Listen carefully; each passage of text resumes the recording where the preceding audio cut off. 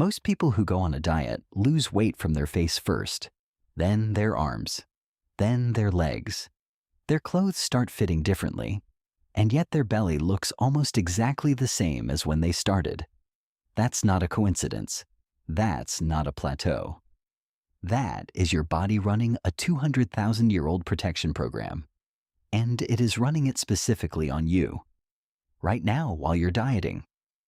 Your body built a vault around your midsection, and it guards it hardest precisely when you're working hardest to get rid of it. Today, we're going to look under the hood at exactly why that happens and what you actually have to do differently to unlock it, because the answer isn't what most fitness content tells you. And once you understand the real biology, everything you've been doing, or not doing, is going to start making a different kind of sense. Here's the first thing most people don't know. Not all fat is the same tissue doing the same job. The fat you can pinch on your arms, your hips, your lower back, that's called subcutaneous fat. It sits just under the skin. It responds to dieting. It moves. And then there's the other kind, visceral fat.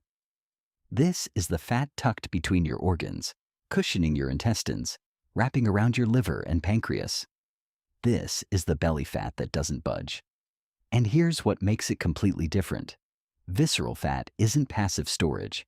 It's metabolically active tissue. It functions almost like an endocrine organ. It produces hormones. It releases inflammatory compounds.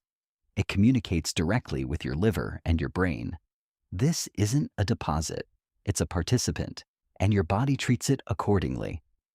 The reason your body guards this specific region so aggressively comes down to one hormone most people have heard of, but very few actually understand: cortisol. Cortisol is your primary stress hormone. Your adrenal glands release it whenever your brain perceives a threat, physical danger, a looming deadline, a difficult conversation, or a caloric deficit that your body interprets as famine. And visceral fat has more cortisol receptors than any other fat depot in your body. What researchers have found over decades of study is this: cortisol doesn't just cause fat storage in the belly.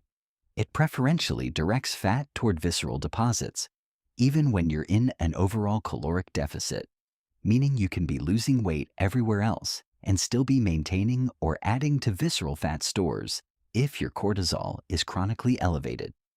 This is why the people who are dieting hardest, restricting most aggressively, and exercising with the most intensity are sometimes the ones who can't get their midsection to change.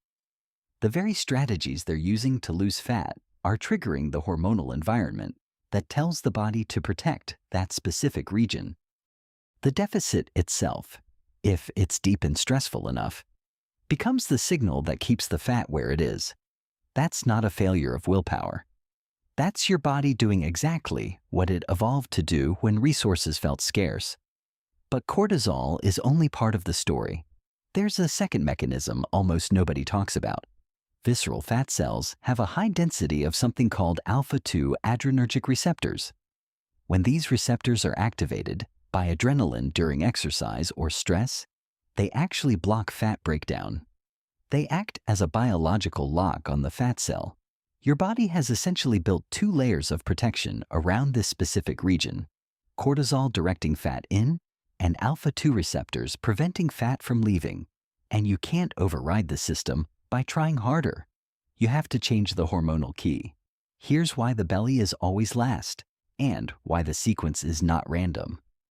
When you lose weight, your body mobilizes fat in a specific order, determined by blood flow and receptor density.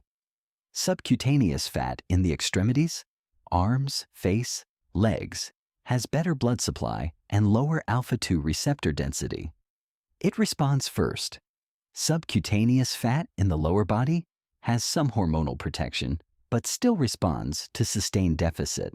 And then there's visceral fat, with that combined barrier: high cortisol receptor density, high alpha-2 adrenergic activity, and the cortisol-driven protection that kicks in the moment restriction feels like a threat.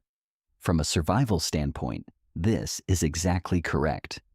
Your body is keeping its most critical fuel reserve for last, positioned close to the liver for fast conversion during emergencies.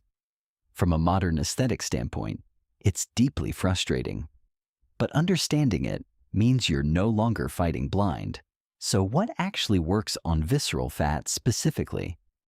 The research points to 3 things, and they're different from what works on fat loss generally. First, sleep. Not as a vague lifestyle recommendation, but for a specific reason. During deep slow-wave sleep, your pituitary gland releases pulses of growth hormone. Growth hormone is one of the few signals that directly stimulates lipolysis, fat breakdown, in visceral deposits. It acts as a counter-signal to cortisol. Studies consistently show that sleep-restricted individuals not only lose fat more slowly, but preferentially gain visceral fat compared to matched controls. Cutting sleep to make time for morning workouts is almost precisely backwards if belly fat is the target. Second, moderate aerobic exercise. And here's what's interesting.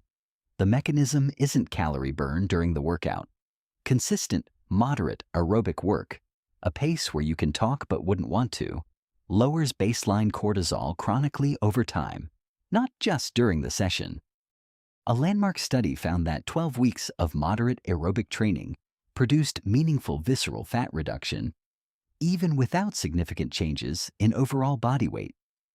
The body was redistributing, pulling from that protected store, without triggering the compensatory cortisol spike that deeper restriction would have caused. Third, the right deficit. Research suggests around 300 to 500 calories below maintenance, not the aggressive 700 to 1,000 calorie cuts that feel faster but chronically elevate the hormones that lock visceral fat in place. There's one more specific piece worth knowing: the relationship between fructose and visceral fat. Your liver converts excess sugar into fat through a process called de novo lipogenesis, and the lipids produced are rapidly deposited into visceral stores. The liver and visceral fat are anatomically close for a reason. The portal vein carries nutrients directly from the gut to the liver, and overflow fat follows the path of least resistance into the surrounding visceral depot. High fructose intake, particularly from liquid sources, has been specifically linked in multiple clinical trials to preferential visceral fat deposition compared to isocaloric glucose intake. This doesn't mean fruit is the enemy.